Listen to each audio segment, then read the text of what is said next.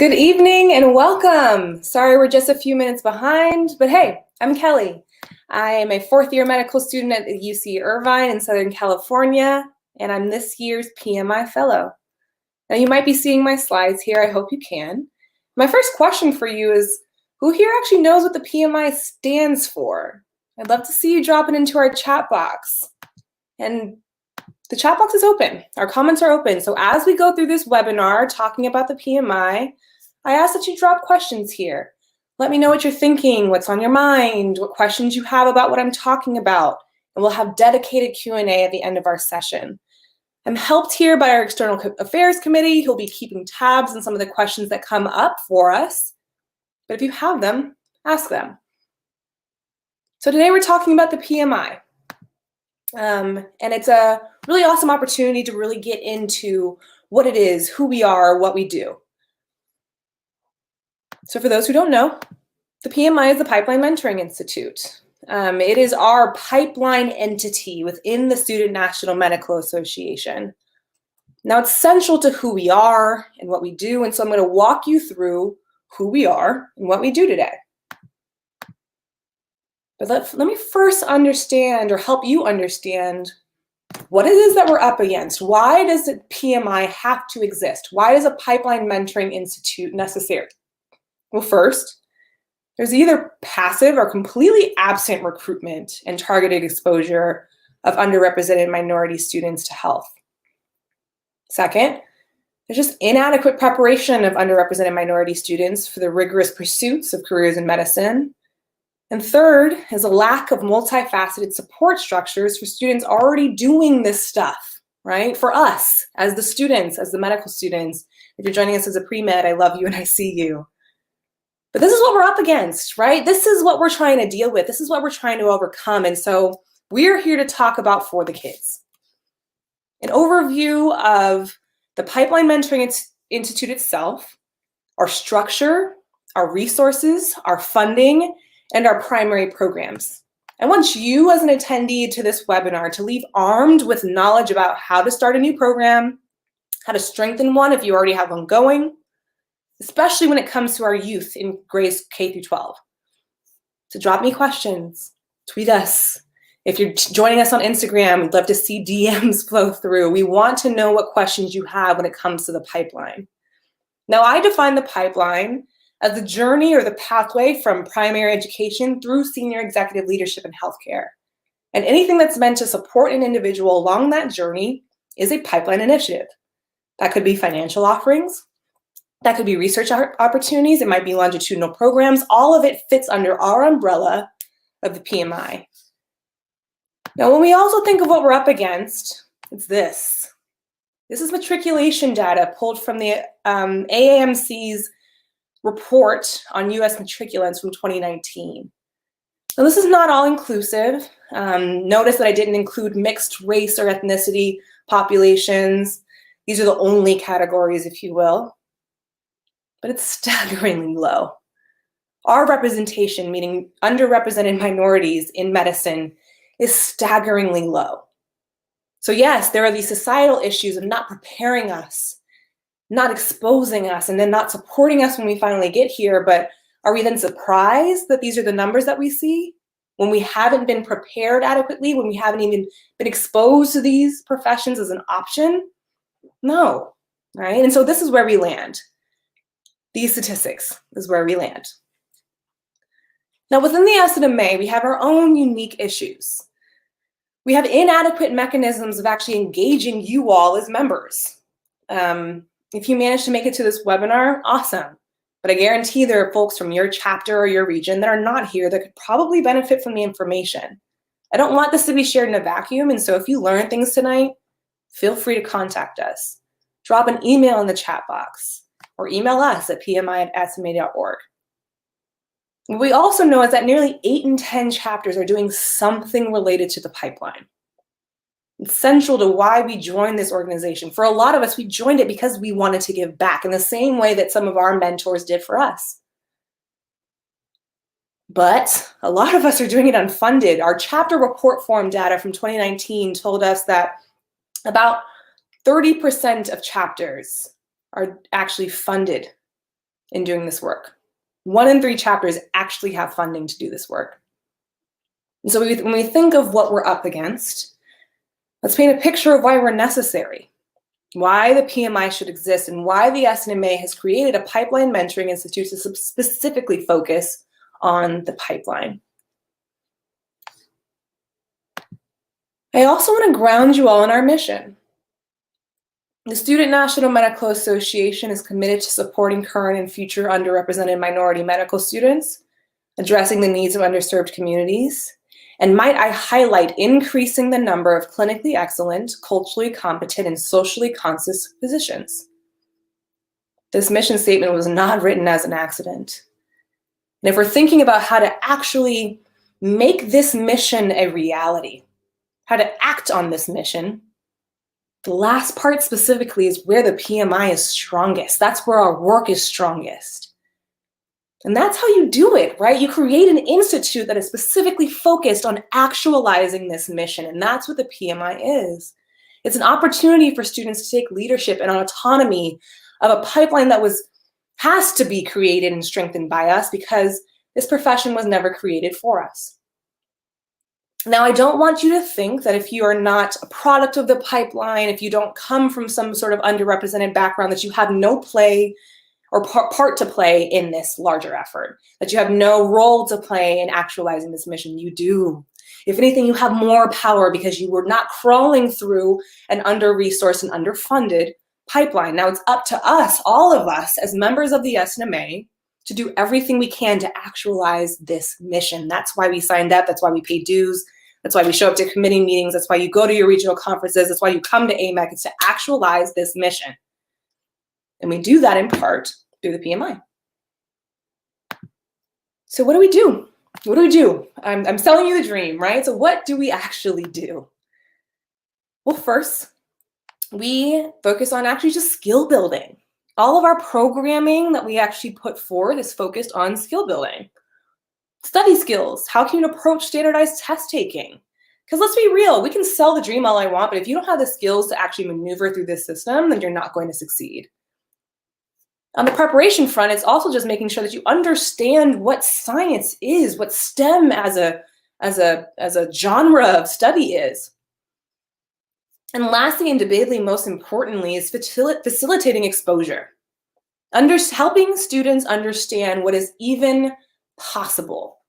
You can't be what you can't see. And so it's one of our biggest responsibilities and roles and tasks to expose the people behind us to health careers. That might mean actually putting on a program that exposes them. That might mean bringing them into existing structures like our regional and national conferences. But regardless, it's the role of the PMI, and we aim to facilitate skill development, adequate preparation, and exposure. That's really where we land. So I'd love to see, does anyone actually know what our programs are? Has anyone heard of our programs before? I'd love to see if anyone can even take a stab at guessing what our programs may be. And if the answer is no, then I got some teaching to do today. But do we actually know what our programs are? You can feel free to drop them in the chat.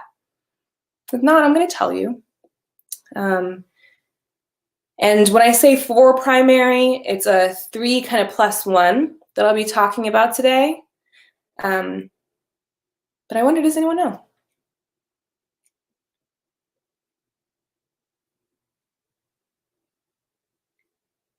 So let me tell you. They're these. So the PMI serves as an umbrella to support the work being done from kindergarten through the end of your pre-medical tenure. So the minute that you actually matriculate into medical school, you're no longer necessarily under the purview of PMI, nor are its programs. So I'll go through what each of these are, but it's YSEP, HPrep, BASE, and MAPS. And by the end of this webinar, I'm hoping that doesn't sound like alphabet soup, that you'll actually know what I'm talking about when I say these 4 words. First is YSEP. This is our kind of elementary school program. It's for our underrepresented minority students in grades 4 through 8.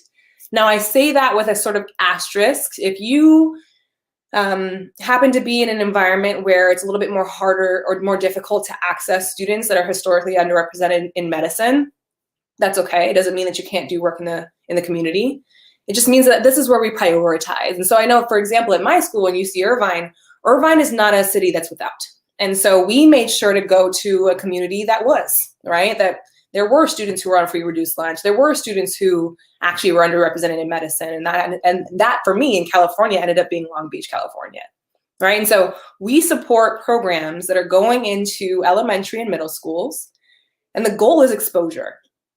Now for YSEP, we actually have this fantastic manual, complete with sample curricula, that has everything from here's a letter you can send to a principal or a Boys and Girl Scouts, Boys or Girl Scouts leader, a Boys and Girls Club, a program manager, etc., to say, hi, I'm so-and-so and I want to come and do this program at your school. We outline an entire timeline that you can follow in terms of by what date should you have done what thing to establish this program. We outline an entire sample agenda of topics and curricula, and then actually hand you sample curricula to walk into a school with.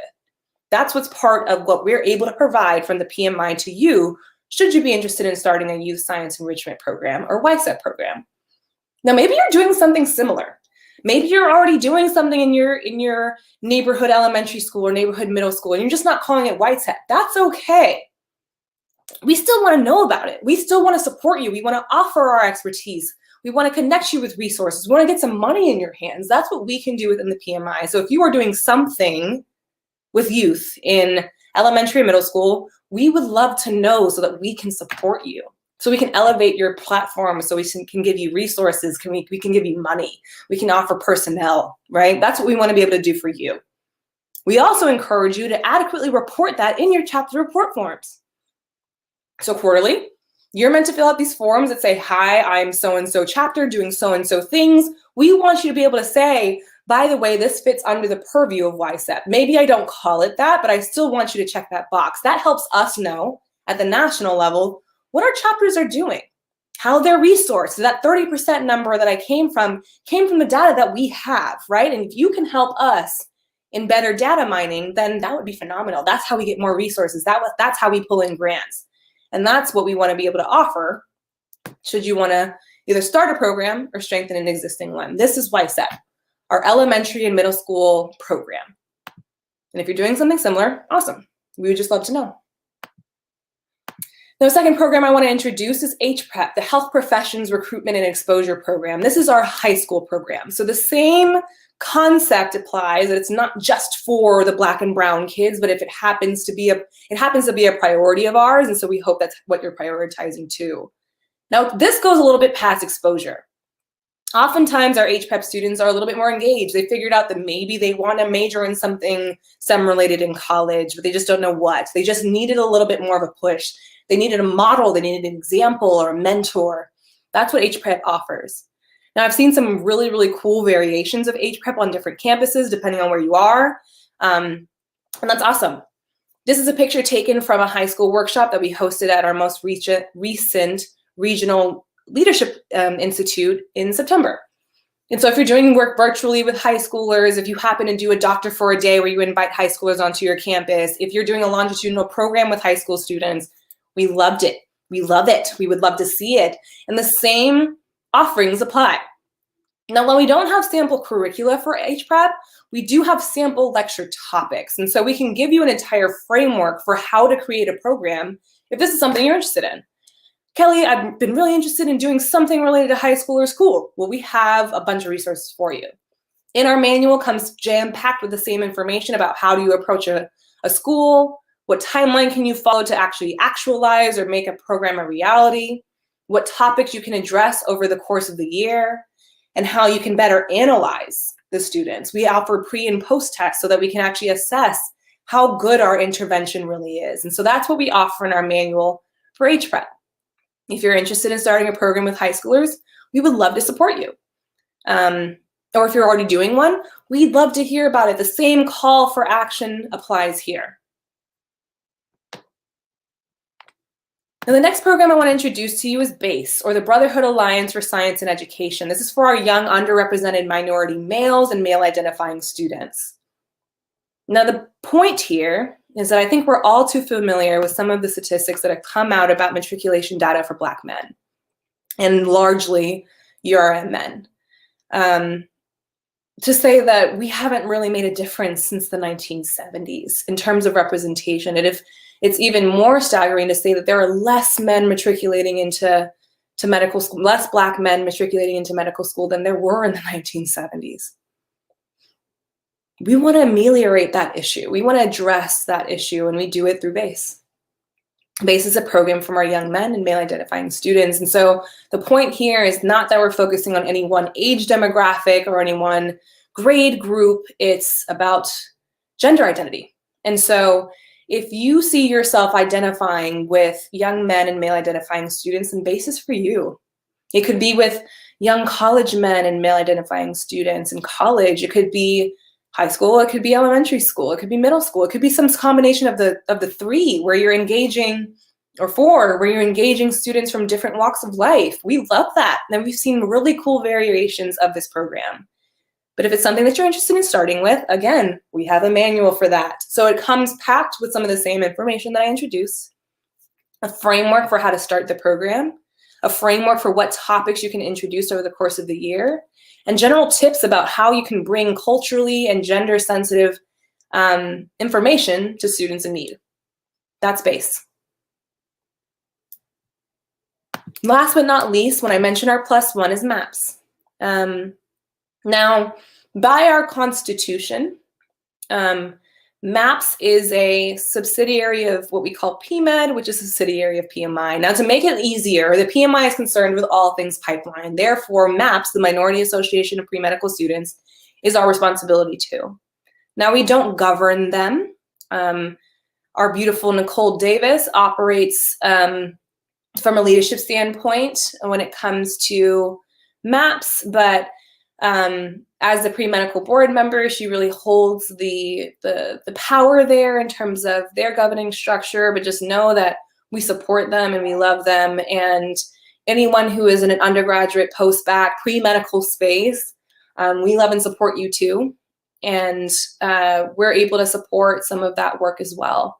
There's an entire dedicated MAPS handbook if you're interested in starting a MAPS chapter. We're not going to go into much detail around MAPS tonight, but just know that when it comes to pipeline, we can't talk about pipeline in the SNMA without mentioning MAPS. And if you're interested in finding more out about us or about MAPS, then by all means, email me. So we have these things called PRLs. And when I talk about we're here to support you and who that we is, it's not just me. I'm not a one-woman army. I have an entire team of regional liaisons, 1 to 2 in each region, who's here to literally offer their services. They're the people who actually know what I'm talking about when I mention these manuals. They're the people who know how to help you start a program or strengthen one. They're the people who, if they don't know who to bring me, know how to bring me into a meeting. And so these are them. Take your screenshot, familiarize yourself. These are our regional liaisons. Some of them just wear different hats in the region. They might be your community service liaison on your regional e-board. They might be a general member of the region. They might be a pre-med themselves. They might be a MAPS liaison. It's not necessarily a dedicated position on every region's e-board, but we do have representation in all 10 regions. And so if you're wondering, like, yeah, I'm thinking about starting something and I don't really know how to get started, I guess I could email PMI, but like, I'm not really there yet. I just want to bounce some ideas off. Who can I ask more questions to? It's these people.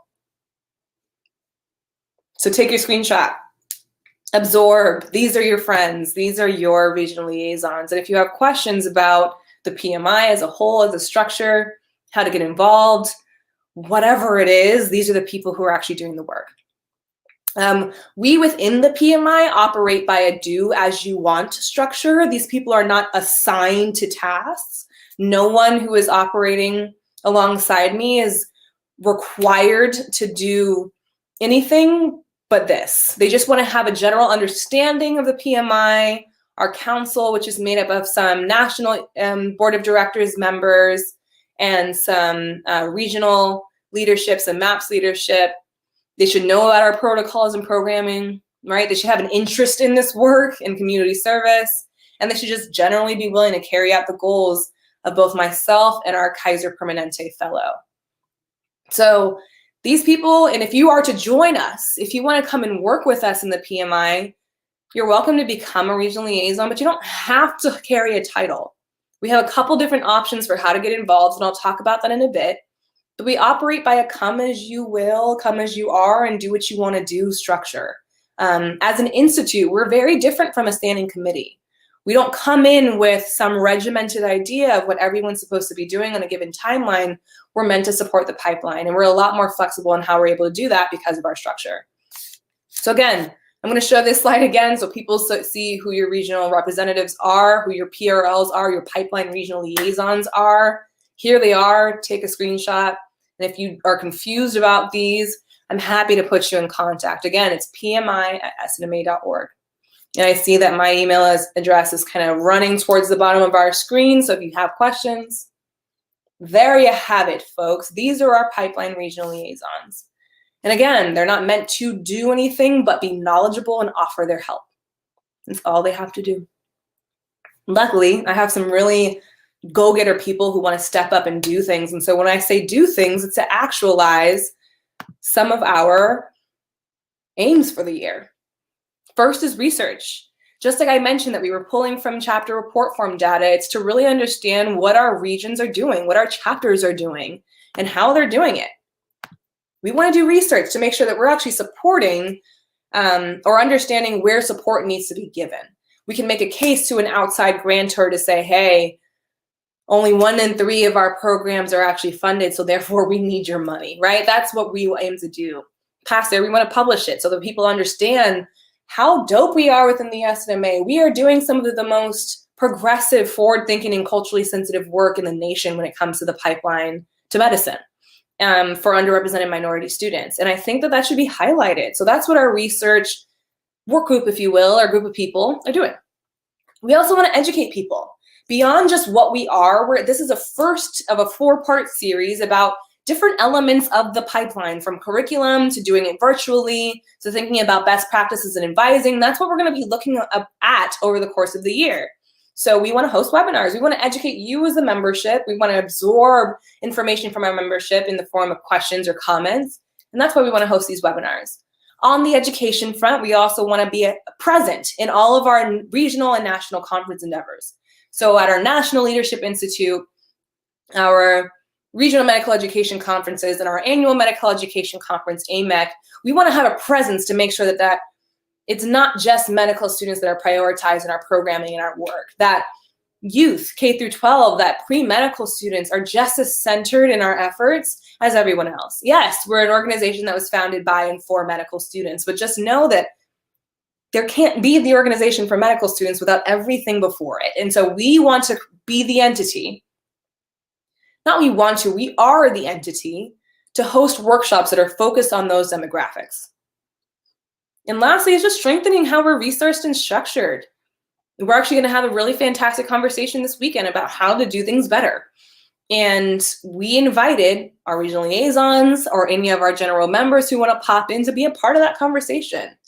The SNMA national decisions don't have to be some way off thing that you know nothing about. Come and be a part of the discussion. Come and be a part of the thought partnering and how to make ourselves better and how to create a better structure for ourselves. We invite that. And as a fellow, I'm leading a lot of this effort, but I'm co-leading. I'm not leading this in a vacuum. I'm not acting in a vacuum. And none of these aims are made possible without the people who decide to step up and do it. And again, anytime you join any of what we're doing, if it's doing a program at the chapter level, doing something cohesive at a regional level, or coming to join us within the PMI, I love that. We love all of it because that's how you address that highlighted part in our mission to say that we're going to increase the number of physicians, right? That's how you do this. It's to walk through our aims with purpose and intention and because you want it to be there, not because I ascribed you a responsibility. That's how we operate and govern within the PMI. So how do you get involved? What do you do? So I want to walk you through how to actually start a program, okay? So first, I made the call. If you're doing something similar to YSEP our elementary and middle school program, to H-Prep, our high school program, to BASE, our Brotherhood Alliance for Science and Education, or to MAPS, we want to know. Let us know. Email us. Either email your PRL and or email me. Now, if you also just want to get something started, we'd love to support you. Your first step is to reach out to us. We want to be able to support you. We can't do that unless we know that you have an idea. Pitch it. We want to hear. Hey, it could be something as simple as, hey, Kelly, I just want to do something at the Boys and Girls Club down the street. Cool, bet. Let's set you up with a dedicated technical assistance meeting where we can walk through our manual, talk through steps and how you can approach leadership, both at your institution to garner support and at the Boys and Girls Club down the street. We want to walk you through that. Now, an important thing, though, in any idea you have is you should roughly know who you're trying to do this work for. So I really encourage you that when you contact me, when you contact your PRL, have an idea of who you're trying to do this for. I want to do an H-Prep program is a great idea, but if you have no idea where or for whom, it makes it a lot tougher for us to help you. You know your community better than we ever will. Now, that's why we have regional liaisons, right? They have their hands in regions that I'm not a part of, right? I know Region 1. I know California, I know Oregon, I know Washington, I know Nevada, I know Arizona, right? I don't necessarily know Tennessee. And so that's why we want to encourage you to reach out to both your pipeline regional liaison and myself, and we can workshop this idea with you.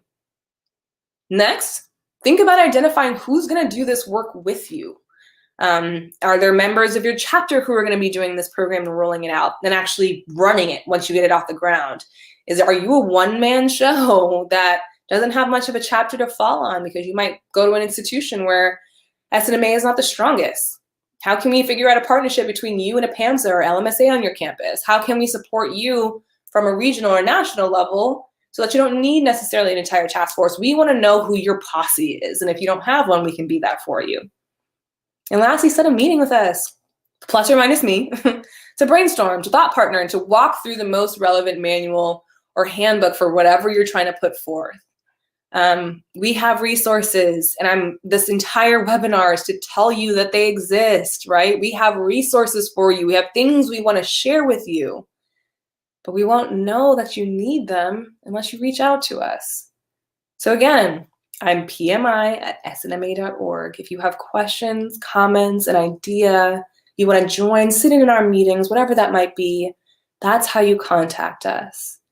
And again, you have a regional liaison. And if you missed the slide, I want to go back to it because it's so important to know who is doing the work in your region. This is regions 1 through 10.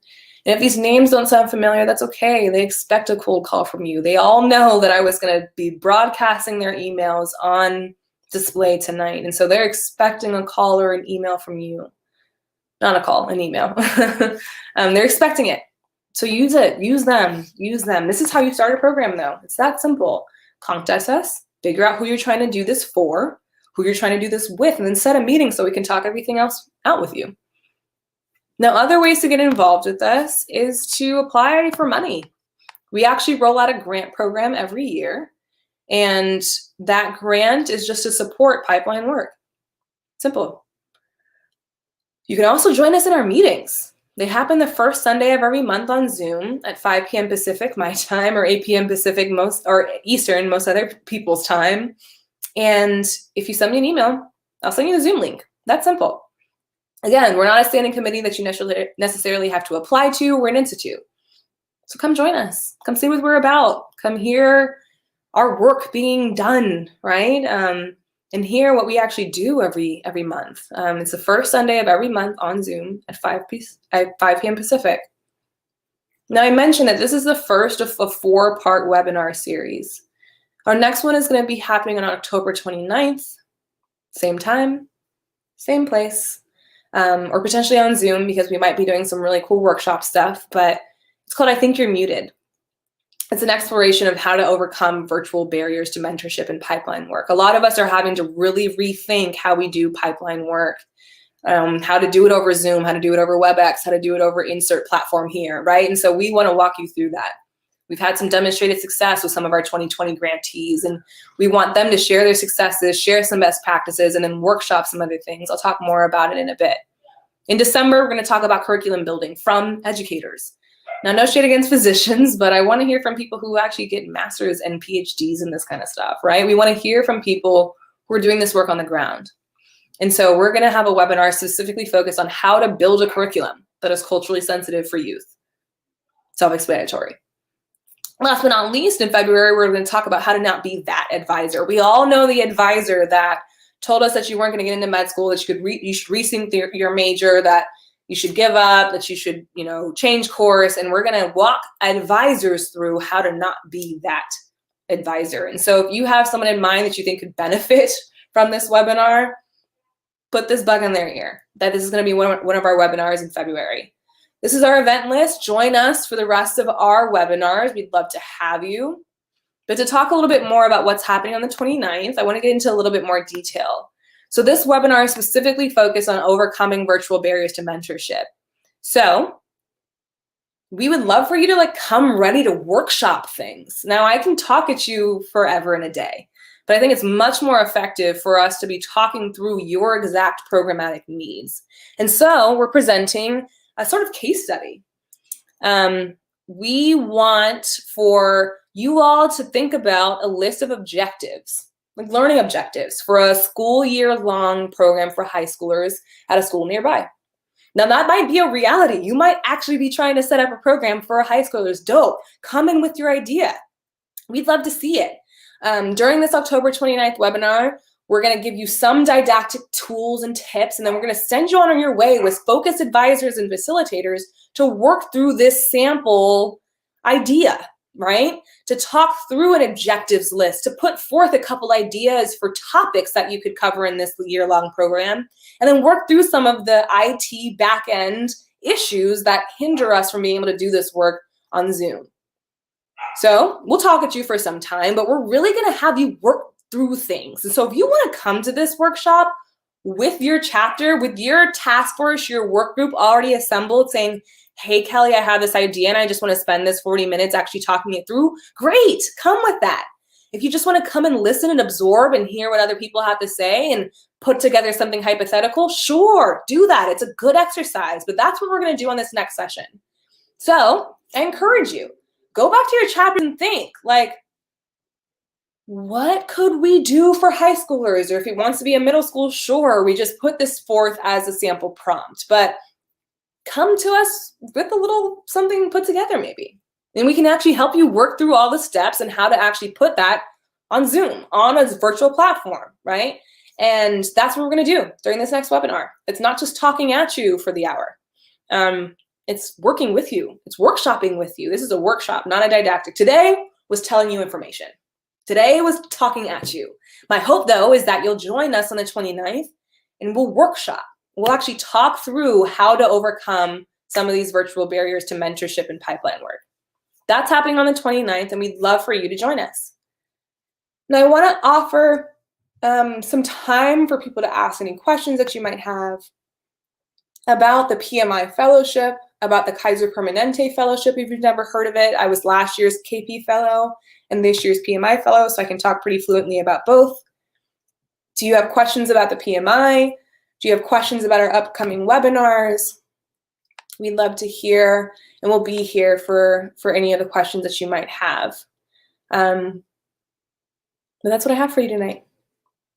And so I'm so thankful that you joined us. I'm so thankful that you listened. I'm so thankful that you care about the pipeline, because it's one of my biggest passions. I wouldn't be here unless people decided to reach out or give me the resources I needed to make it. So again, if you have questions, we answer them. You don't want to ask them here, you can literally text me. It's not a secret. This work is not a secret. And there's not some secret sauce to doing it. It just means that you have to do the work and ask the right people the right questions. So again, I'm your PMI Fellow. If you have questions, you can drop them here, or you can email me at pmi@snma.org. That's literally my cell phone number, so use it. She couldn't be here tonight, but our current SNMA Kaiser Permanente Fellow is Dr. Mariam Farrakhan. She's a graduate of the Latin American School of Medicine in Cuba, and her email address is kaiserfellow@snma.org, and she is focused on the pipeline as well. So if you have questions, we're here. Okay, we're here, and we love that you are here with us. Now, one of the last things that I did want to mention, and I see your question, Katrina. Love it. I just want to mention that you should join the SNMA, right? If that's not already a given. So what are the chapter structures? Do they already exist in each region? So there are chapters all over the country, Katrina, within the Student National Medical Association. Our nation is divided into 10 regions. Within those 10 regions are given states. They tend to be geographically clumped, and I would direct you to our website to actually identify what region you might be coming from or what tuning in from. But there are chapters at medical schools and at undergraduate institutions. So our active members of the SNMA, or our medical student members, are housed at chapters. Our associate members of the SNMA, or our Minority Association for Pre-Medical Students, or MAPS members, are housed at either undergraduate institutions, or they're somehow in the pre-medical space. They might be ready to apply, they might be in a post-bac, they might have taken a couple of years off, whatever have you. You can be a MAPS member and not be affiliated with a chapter, but nearly all of our medical student members are affiliated with a medical school chapter, both osteopathic and allopathic. So MD and DO routes are represented within the SNMA, and there's even a given committee, national committee, just for osteopathic needs, wants, and programming. So when I mention how to do this work at a chapter level, that means that a medical school chapter has decided we're going to do a program in my community, and I want to contact my regional liaison in one of those 10 regions to help me make that happen. That's what I mean by email your PRL. If you're not quite sure where you fall in terms of regions, again, I direct you to our website. It's just snma.org. And that's where they can answer some of your questions about where you might fall. Thanks for being here, though, Katrina. And so again, this is my contact information. If you are interested in joining us, come join us. We're the first Sunday of every month. If you're interested in joining us on kind of a larger metaphysical level, then join us by just going to bit.ly.join-SNMA. That's how you can actually join the SNMA and actually understand what it is that we do and who we are and what all these national and regional conferences are. That's how you can make this happen. All right. Thank you so much for joining us tonight. We hope that you can tune in with us on our first Sunday meetings. And if you have any other questions, it's pmi@snma.org. Thank you so much.